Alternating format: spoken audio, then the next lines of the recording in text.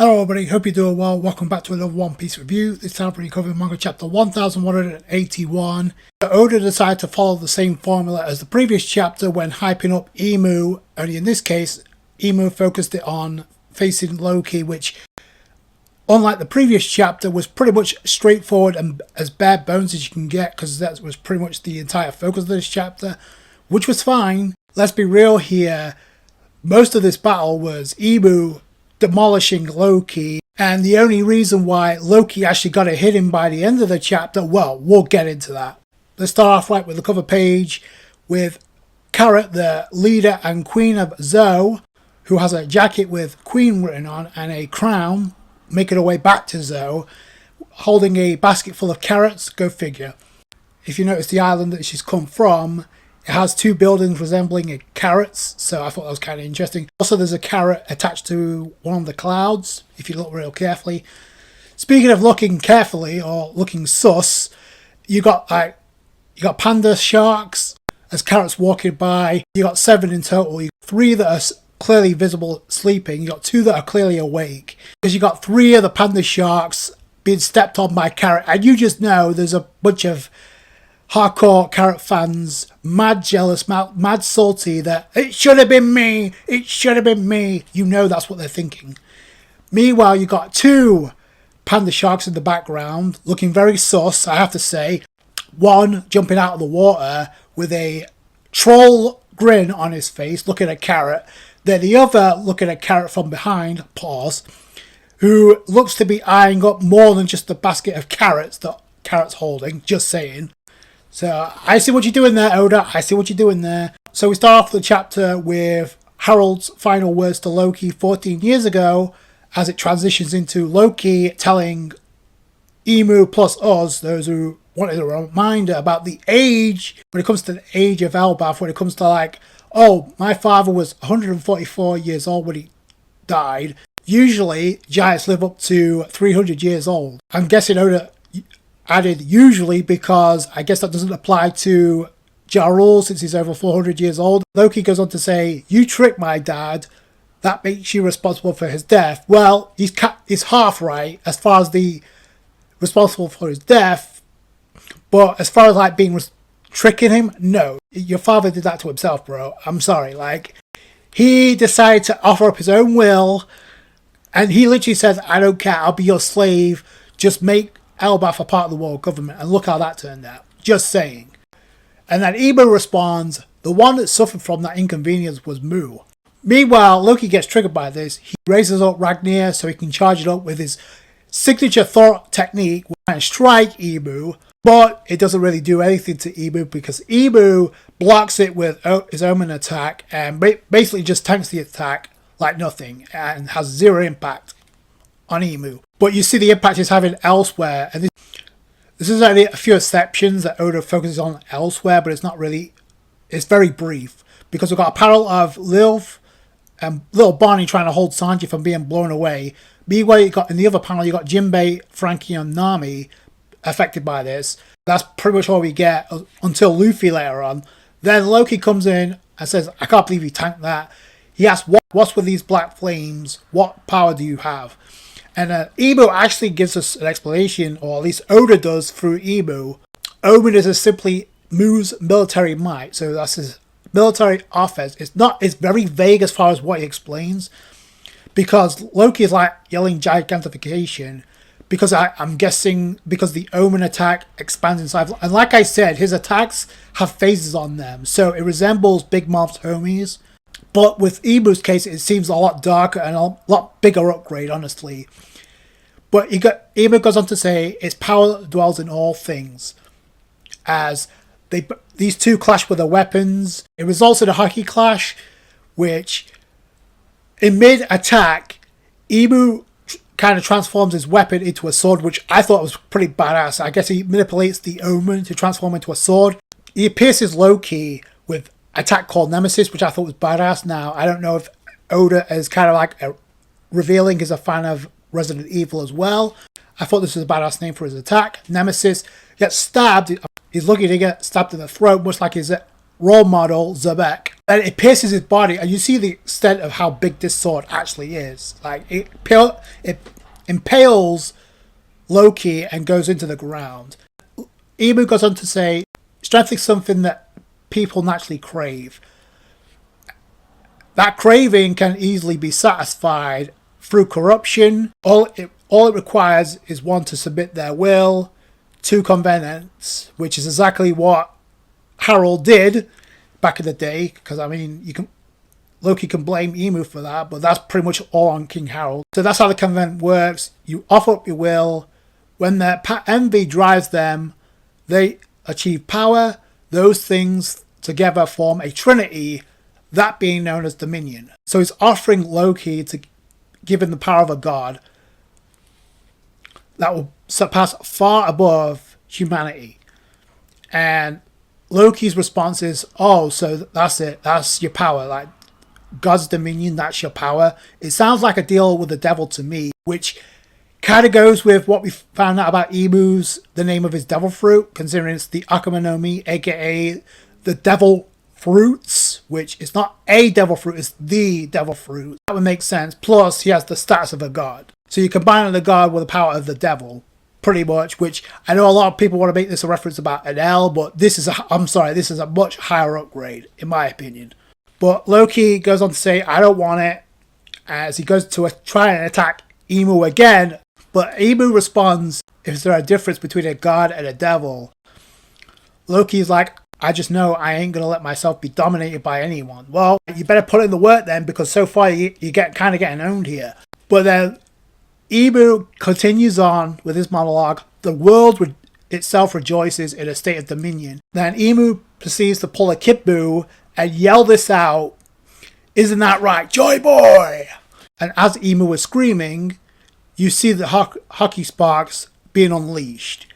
And this immediately gets the attention of Luffy, who is still munching away on the food, but as you can clearly see, he's no longer in his old state form from using Gear 5th. He's actually replenished it to normal Luffy, only he's a little more bloated now. He's still eating, which is a theme of these past few chapters. But he's like, I gotta hurry, I gotta eat, I gotta hurry, I gotta get full up, because he knows the danger of this power being unleashed. So this is where Imu turns his attention to Nika Joy Boy, which allows Loki to actually get a hit in on Loki. Like I mentioned before, Imu was completely distracted and focused on Luffy, so much that Loki actually got a hit in and sent him flying into the giant Yggdrasil tree that makes up Elbaf. I mean, he gets slammed, but if you paid attention and read between the lines of these next few panels here, yeah, he doesn't get a hit in, but if you notice, after you see the impact crater from where he lands, the next panel you see Imu noticing something. He looks to the right. Then we see Loki go into his Nidhogg zone form, charging up a Thorheim attack to land on Imu. But Imu at the last split second conjures up a Omen to shield him from the attack. And you see him tank the attack. Then you see Imu mention, thou has really returned. And he's on about, we know who he's on about.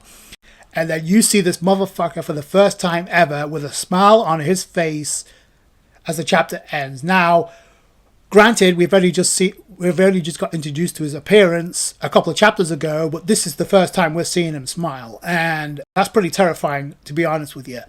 But that's how Oda decides to end the chapter, with this motherfucker smiling. It's hysteric because he's about to run the fade with Joy Boy, only in this case it's Luffy. So, I mean, we don't get to see it, but you can leave it to the interpretation of what we're going to get here. So like I said, this chapter was very straightforward, very bare bones. Outside of a couple panels, this chapter really focused on Loki versus Imu, which is fine, and it does make things a lot easier to go through, especially if you're looking to catch up with the Elbaf arc in the manga. So this was a very straightforward chapter. That being said, if you read between the lines and look through the context and actually look at this objectively without being a hardcore Loki fan, I'm sorry. This goes back to what I said in the previous chapter. Even though Loki was the only one at this point in the game that could stand up to Imu, I still didn't like Loki's chances. And outside of one attack, pretty much Loki was getting owned. I'm sorry, that was pretty much Loki getting owned from the get-go. You see Emu casually avoiding every attack, nailing Loki with attacks that Loki couldn't do anything about until Emu was all about running the fade with Joy Boy. In 2 instances, Luffy gets his attention. One, obviously, the first is before he screams, when, in my opinion, he knows Luffy's haki being replenished, because obviously he's filling himself up, getting himself back to normal. The second time, obviously, was at the end of the chapter, where you see a panel of him noticing something before Loki tries to land a Thorheim attack. I'm sorry, just like how Zoro and Sanji fans, and no, it's not one or the other, it's both. Both the Zoro and Sanji fan base had to take the L. I don't know why there was a debate. Both of them got owned. Both of them can do nothing. But it was needed because A, it hypes up Emu big time. And nor should he be struggling with the likes of Zoro and Sanji if he's meant to believe he's going to be the final villain of the series. I'll get to that in a second. Number 2, most importantly, is Zoro and Sanji needed this because it gives them something to work for. It gives them something to overcome because they know they're not at that level. They're not at that level, so they need to work themselves up. And that goes for everybody else in the Straw Hats. Due to what I saw, and again, it's fine if you're a hardcore Loki fan and you think Loki has aura, that's fine. But in my opinion, Loki falls into that category as well. Outside of one attack, and the only reason he landed that was because Emu got casually distracted by Luffy. It's going to be interesting to see where Oda goes with this, because, yeah, you get the implication that Oda's having Luffy go to Gear 5th, but we don't get to see it. Now, it'd be one thing if Oda has Luffy show up at the beginning of the next chapter, but I don't see that being the case. We could get a situation where other giants from Elbaf show up to back up Loki, but I don't like this going in Loki's favour. I get a team up to where we started off with, when it looked like we were going to get Gunko against Luffy and Loki. We could get that with Emu in the flesh, literally. With this situation here, when it comes to Luffy, this is what makes things a lot more unpredictable when it comes to Luffy versus Emu. And why I wouldn't mind having this be 1v1. It could end up 2v1, especially with the way that Loki is, but I don't know. It depends if Oda has Luffy join in at the beginning of the next chapter, or if Oda waits it out to make this 1v1. And that's where things get unpredictable, because in one instance, if Emu already knew that Luffy was the reincarnation of Joy Boy, and Loki had the Needhog form, the legendary devil fruit that made him into a Needhog he heard about, but yet he still came to Elbaf anyway. Despite the trouble that Gunko would have had, Emu still came in the flesh to take care of this himself. So you're not going to do that if this is just going to be Luffy's just going to one-shot Emu. No, this makes things a lot more unpredictable now. Oda have it in him. Does he have the guts to actually have either Emu lose or Luffy lose in Gear 5th on Elbaf? The reason why this makes it unpredictable, Oda could drop all the Easter eggs he wants about Emu, filling this appearance and his full name, but the fact of the matter is, unless we get some type of exposition or some type of in-depth look as to the importance of the Nerona family or the Nerona lineage, it's not going to mean as much unless we figure out why that's important to the overall story or the overall series. What that means as far as the connection with Joy Boy. We saw one panel of Joy Boy and Emu from back in the day. There has to be some type of reveal of why that's important. So until we get that, Oda could be as slick as he wants by thinking, I'm going to save myself some trouble and reveal the name of Emu in full and the appearance, but that's not going to cut it. So you can drop all the Easter eggs you want, but until we get that, Emu's not dying. Luffy already died technically on Wano, so Luffy's not dying here. It's just a case of which one's taking the L on Elbaf. 1v1 involving Emu and Luffy in Gear 5th makes things a hell of a lot more unpredictable.